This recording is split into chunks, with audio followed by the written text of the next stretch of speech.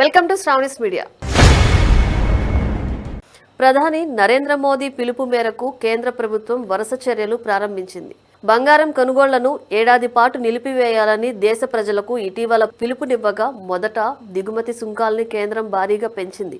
ఈ క్రమంలో ధరలు ఒక్కసారిగా పెరిగాయి. ఇప్పుడు మరో చర్య కూడా చేపట్టింది. బంగారం దిగుమతుల్ని తగ్గించడం ద్వారా కొనుగోళ్లను తగ్గించాలని భావించిన మోదీ సర్కార్ ఆ దిశగా కూడా ఆంక్షలు విధిస్తోంది. ఇప్పుడు ఆభరణాల తయారీ, ఎగుమతుల కోసం విదేశాల నుంచి ఎలాంటి సుంకం లేకుండా కంపెనీలు, సంస్థలు తెచ్చుకునే బంగారు దిగుమతులపై కఠిన నిబంధనల్ని విధిస్తున్నట్లు ప్రకటించింది. ఈ మేరకు వాణిజ్య మంత్రిత్వ శాఖకు చెందిన directorate general of foreign trade DGFT కొత్త మార్గదర్శకాలు విడుదల చేసింది. ఇక మీదట అడ్వాన్స్డ్ ఆథరైజేషన్ స్కీమ్ కింద ఒక్కో లైసెన్స్ కు గరిష్టంగా 100 కిలోల వరకు మాత్రం బంగారం దిగుమతి చేసుకునేందుకు అవకాశం ఉంటుంది. గతంలో ఇక్కడ ఎలాంటి పరిమితులు లేవు. ఇప్పుడు కొత్త నిబంధనల్ని తీసుకొచ్చింది.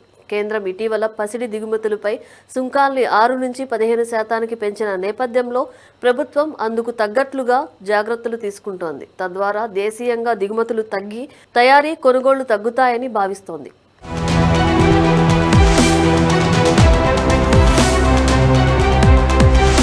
ఈ పథకం కింద విదేశాల నుంచి ఆభరణాల తయారీ సంస్థలు ఎలాంటి సుంకం లేకుండా డ్యూటీ ఫ్రీ ముడి బంగారం సహా ప్యాకేజింగ్ సామాగ్రి, కొన్ని ఇతర అవసరమైన వస్తువులు, ఇంధనం వంటివి తీసుకురావచ్చు. ఇందుకు ప్రతిగా తయారైన ఆభరణాల్ని విదేశాలకు ఎగుమతి చేయాల్సి ఉంటుంది. ఇలా దేశానికి విదేశీ మారక ద్రవ్యం వస్తుంది. అయితే బంగారం దిగుమతుల్ని తగ్గించేందుకు చూస్తున్న కేంద్రం ఈ పథకం అమలు తీరును కూడా నిశితంగా పరిశీలించాలని స్పష్టం చేసింది. ఒక్క లైసెన్స్ కు 100 కిలోల వరకు డ్యూటీ ఫ్రీ గోల్డ్ దిగుమతికి అవకాశం ఉంది. దీని కింద తొలిసారి దరఖాస్తు చేసే కంపెనీల ఫ్యాక్టరీల్ని అధికారులు నేరుగా వెళ్లి తనిఖీ చేయాల్సి ఉంటుంది. గతంలో జారీ చేసిన లైసెన్స్ కింద ఎగుమతి చేయాల్సిన దాంట్లో 50% పూర్తి చేస్తేనే కొత్త లైసెన్స్ కు అనుమతి ఇస్తారు. ఇక ప్రతి 15 రోజులకు ఓసారి దిగుమతులు, ఎగుమతుల పైన చార్టెడ్ అకౌంటెంట్ ధృవీకరించిన రిపోర్టు సమర్పించడం తప్పనిసరి. భారత్ కొంతకాలంగా బంగారం దిగుమతుల్ని పెంచుకుంటుంది. చైనా తర్వాత బంగారం వినియోగంలో ప్రపంచంలోనే 2వ స్థానంలో ఉన్న భారత్ ఎక్కువగా బంగారాన్ని దిగుమతుల ద్వారానే పొందుతుంది. 2025-26 ఆర్థిక సంవత్సరంలో దిగుమతుల విలువ 24% పెరిగింది. ఇక బంగారం కొనుగోళ్లకు భారీగా డాలర్లు వెచ్చించాల్సి వస్తుండటంతో విదేశీ మారక నిల్వలపై ఒత్తిడి పెరుగుతోంది. దీంతో వాణిజ్య లోటు కూడా పెరుగుతోంది. ఈ క్రమంలోనే కేంద్రం వరుస చర్యలు చేపట్టింది.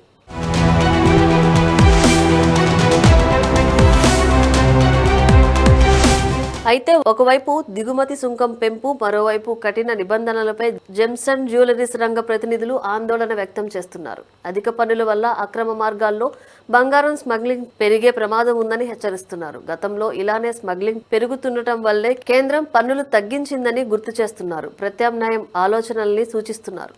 ఇక కేంద్ర ప్రభుత్వం మే 13న బంగారం దిగుమతులపై సుంకాల్ని సడన్ గా పెంచేసింది. గతంలో 6% ఉండగా దీనిని 15%కి చేర్చింది. ఇక్కడ basic customs duty 10%, agriculture and infrastructure development cess 5%గా ఉంది. చివరిసారిగా 2024 బడ్జెట్ సమయంలో దీనిని 15 నుంచి 6%కి తగ్గించగా మళ్లీ అక్కడికే చేర్చింది. కేంద్రం దిగుమతి సుంకం పెంచడంతో ఒక్కసారిగా మే 13న బంగారం ధరల్లో భారీ మార్పు కనిపించింది. 22 క్యారెట్ల పసిడి ధర 12,000, 24 క్యారెట్ల గోల్డ్ రేటు 13,000కు పైగా పెరిగింది. అయితే మరుసటి రోజు 5,000 వరకు తగ్గుముఖం పట్టింది. ఇక్కడ ధరలు పెరిగితే జనం కొనుగోళ్లు తగ్గిస్తారని, అప్పుడు విదేశీ మారకంపై ఒత్తిడి తగ్గుతోందని కేంద్రం భావిస్తోంది.